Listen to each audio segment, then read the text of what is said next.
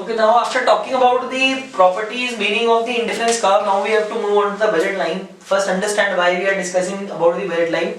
Because in the indifference curve, we have only talked about the consumer's choices, willingness, what the consumer is willing to do. But we have not discussed about the income of the buyer. And for buying the goods or consuming the goods, you need to buy the goods. For that you require the income, right? So budget, the concept of budget line added to with the concept of indifference curve will give you the consumer's equilibrium, right? So budget line is again a curve which shows the various combination of two goods, X and Y,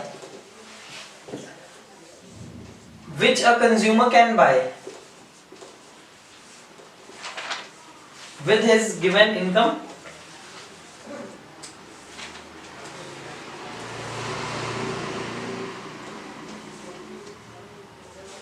and the prices of two goods.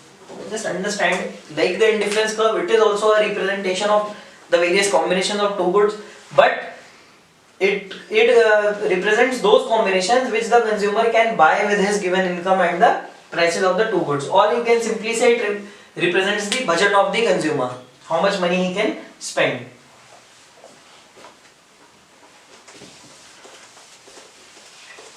Okay, like suppose to understand the concept of the budget line, we can look at an example. Suppose a person has 100 rupees with him, that is his income, and he the price of good X is say 4 rupees per unit, and say good Y is say 5 rupees per unit. If he spends the whole income of X, he can buy 25 units of X. While spending his whole income on Y, he can buy 20 units of Y, right? So if I have to plot this information on a curve,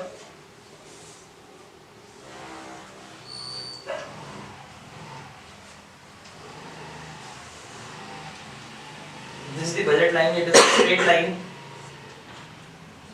and say it is having this combination A and B. This one would be 25, 0, and this one would be 0, 20, while any point lying on say C, D, E, F, any point lying here would be then showing you the combination of two goods, and the total money spent when the consumer is on the budget line will be equal to his income, right? Like suppose if the consumer is here at the center of the curve, he will be consuming half of this and half of this. So it would be 12.5 units of X and 10 units of Y. And the total is actually, this budget line assumes that the units are perfectly divisible. You can divide the goods. Total income spent by the consumer will be 1000. Amount spent on X will be 4 into 12.5,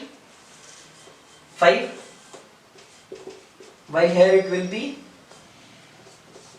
10 into 5, so it will be 50 and 50. Total money spent will be equal to 100. This is the concept of budget line. Now we will study the properties. From here only you can make out it is a downward sloping straight line, right? Two basic properties. And you have to remember that the indifference curve resembles or shows the choices of the consumer, while the budget line shows that among those choices which one consumer can buy, right?